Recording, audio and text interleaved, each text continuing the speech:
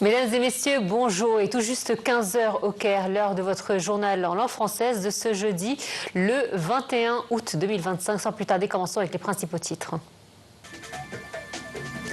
Le président Abdel Fattah el-Sisi est attendu en Arabie Saoudite en réponse à l'invitation du prince héritier Mohammed Ben Salman Ben Abdelaziz Al Saoud. Madbouli s'entretient avec nombre de hauts responsables japonais en marge de la TICAD.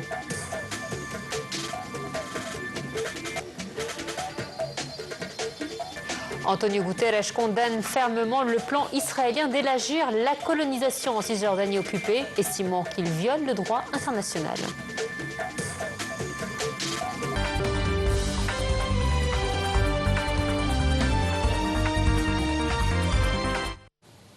Voici le journal en détail. Le président Abdel Fattah el-Sisi se rend aujourd'hui en Arabie Saoudite en réponse à l'invitation du prince héritier et premier ministre du royaume Mohammed Ben Salman Ben Abdelaziz Al Saoud. Selon le porte-parole de la présidence, cette visite s'inscrit dans le cadre des relations historiques solides qui unissent l'Égypte et l'Arabie Saoudite et illustre la volonté des deux dirigeants de continuer à renforcer la coopération bilatérale entre les deux pays ainsi que de poursuivre la coordination de la concertation sur les questions régionales et internationales d'intérêt commun.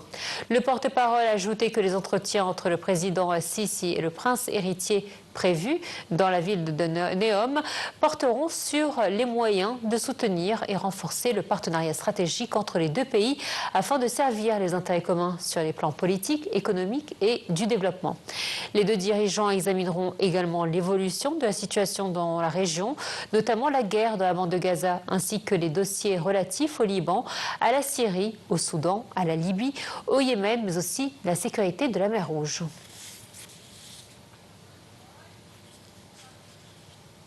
Le Premier ministre Dr Moustapha Madbouli a salué les aspects de coopération entre l'Égypte et la banque japonaise pour la coopération internationale, notamment en ce qui concerne le financement de projets considérés comme prioritaires pour l'État égyptien, en particulier ceux réalisés dans le domaine des énergies renouvelables. Lors de sa rencontre avec le gouverneur de la JBIC, en marge de sa participation au sommet TICAD 9, Dr Madbouli a exprimé son appréciation pour la coopération en matière d'émission des obligations samouraï, ainsi que son souhait de poursuivre cette collaboration.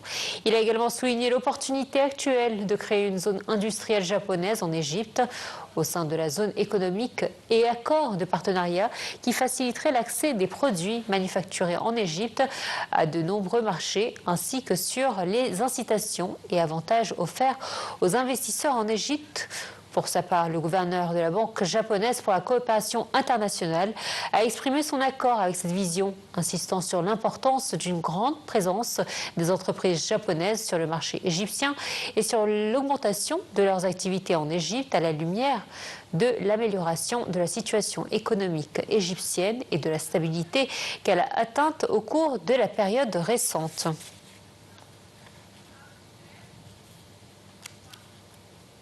En marge de sa participation à la conférence TICAD 9 à Yokohama, le Premier ministre Dr Moustapha Madbouli a rencontré M. Hiromasa Nakano, ministre japonais des territoires, des infrastructures, mais aussi du tourisme et des transports. Les deux responsables ont salué la coopération exemplaire entre l'Égypte et le Japon dans le domaine des infrastructures, notamment à travers la réalisation de la ligne 4 du métro du Caire et les projets soutenus par la JICA. Le Premier ministre a présenté les avancées réalisées en Égypte dans les domaines des routes, des télécommunications et de la construction de nouvelles villes, tout en exprimant son souhait de renforcer la coopération trilatérale avec le Japon en Afrique. Il a également invité à la création d'une zone industrielle japonaise en Égypte, mettant en avant les opportunités offertes par les accords commerciaux auxquels le pays appartient. Madbouli a insisté sur l'intérêt de l'Égypte à attirer des investissements dans les industries automobiles, mais aussi du dessalement de l'eau, de l'eau de mer, les énergies vertes et invitant le ministre japonais à se rendre au Caire, accompagné d'entreprises nippones pour explorer ces domaines. De son côté, M. Nakano a réaffirmé l'intérêt du Japon à développer le partenariat bilatéral, notamment dans le secteur du dessalement, et a proposé la signature prochaine d'un mémorandum d'entente. Il a également souhaité associer l'Égypte à l'exposition internationale l'horticulture prévue à Yokohama en 2027.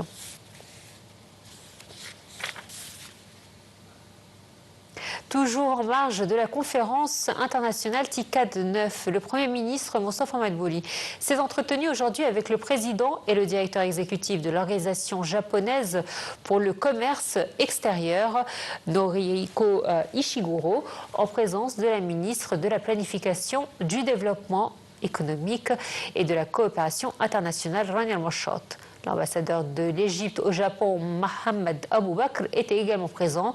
Madbouli a apprécié la coopération entre les deux pays, notamment dans les domaines de l'infrastructure, mais aussi des énergies et de la santé, à la lumière des avantages et des incitations offertes par le gouvernement égyptien pour encourager les sociétés étrangères investissant dans le marché égyptien.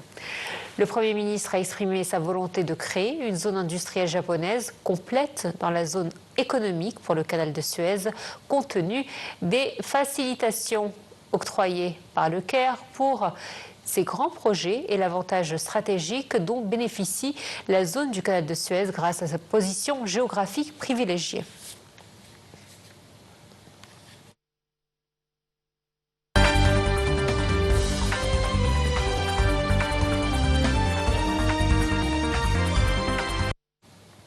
Et sur le plan régional, pour le Hamas, l'annonce aujourd'hui par l'armée d'occupation du début d'une opération contre la ville de Gaza et ses près d'1 million d'habitants et de déplacés témoigne d'un mépris flagrant des efforts déployés par les médiateurs en vue d'un accord de cessez-le-feu et de libération des otages. Je cite, alors que le Premier ministre a annoncé son accord sur la dernière proposition présentée par les médiateurs, ou que le Hamas plutôt a accepté la proposition par les médiateurs que de la fin de cette guerre barbare, a ajouté le mouvement palestinien dans un communiqué.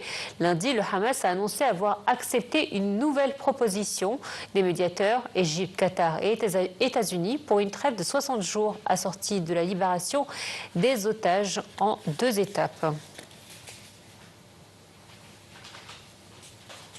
Le Croissant Rouge égyptien a lancé aujourd'hui le 20e convoi intitulé Zad el-Azza, ou les approvisionnements de la dignité, partant de l'Égypte vers Gaza. Ce convoi est composé de plusieurs camions d'aide alimentaire, médicale et humanitaire urgente en direction du sud de la bande, passant par le passage de Karam Abou Salem. Près de 2000 tonnes de denrées alimentaires et de farine, ainsi que des tonnes de matériaux médicaux, des tentes et des matières de première nécessité indispensables à la population de Gaza sont recensées dans ce convoi. Le Croissant Rouge égyptien, en tant qu'entité nationale responsable de gérer le mécanisme de coordination et d'acheminement des aides vers Gaza, est omniprésent sur la frontière depuis le début de la crise. Rappelons que le point de passage de Rafah n'a jamais été entièrement fermé du côté égyptien et que l'organisation reste vigilante dans tous ses centres logistiques, poursuivant ses efforts ininterrompus pour faciliter l'accès à l'aide.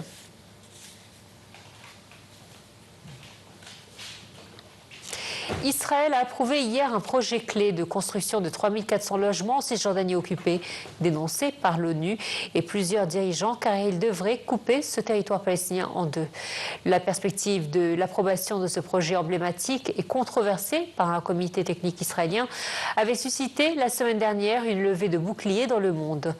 Dans un communiqué, le ministre des Affaires étrangères de l'autorité palestinienne a condamné dans les termes les plus forts cette décision qui compromet les perspectives de mise en œuvre de la solution à 2 États en fragmentant l'unité géographique et démographique de l'État palestinien. L'autorité voit dans le projet E1 un nouveau crime de colonisation et une nouvelle étape de l'annexion progressive de la Cisjordanie.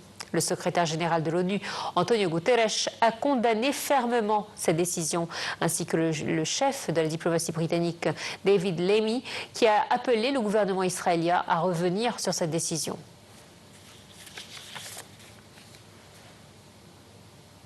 Et dans la guerre russo-ukrainienne, la Russie a averti hier que toute discussion sur les garanties de sécurité que les Occidentaux envisagent de donner à l'Ukraine, qui ne prendrait pas en compte la position de Moscou, ne mènerait nulle part. Concernant un potentiel sommet entre les présidents russes Vladimir Poutine et ukrainien Volodymyr Zelensky, Moscou a argumenté qu'une telle rencontre devait être préparée avec le plus grand soin. Voici les détails.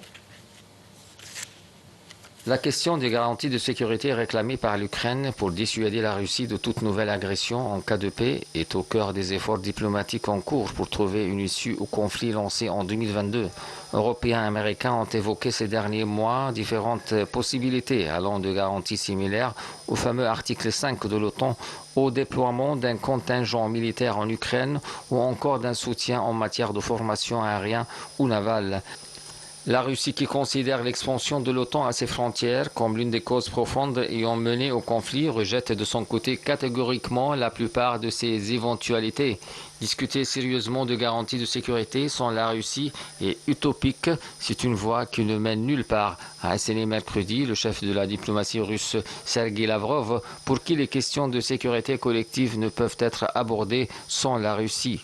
Lavrov a aussi accusé les dirigeants européens qui ont accompagné lundi Zelensky lors de sa visite à Washington de mener à une escalade agressive de la situation en cherchant maladroitement à influencer Donald Trump pour qu'il continue à armer l'Ukraine.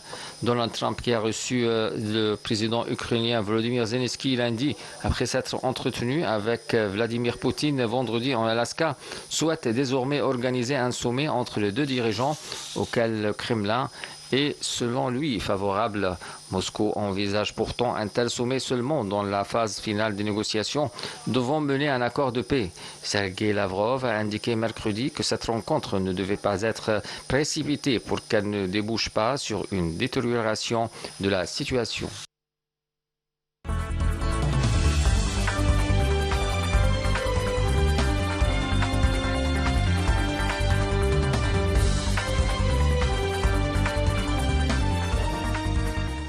La vice-présidente exécutive de l'Autorité générale pour l'investissement et les zones franches, Dr Dalia El Hawari, a confirmé que la valeur des appels d'offres lancés par l'Organisation des Nations Unies pour l'alimentation et l'agriculture atteint un demi-milliard de dollars par an dans plusieurs secteurs et activités où les entreprises égyptiennes possèdent une vaste expérience et un solide historique de performance leur permettant de concurrencer à l'échelle régionale et mondiale. Cela a été déclaré lors d'un atelier organisé par l'Autorité générale pour l'investissement et les zones franches en collaboration avec la FAO, visant à encourager les entreprises égyptiennes à participer aux appels d'offres lancés par les organisations internationales, ce qui devrait se traduire par une augmentation des exportations égyptiennes.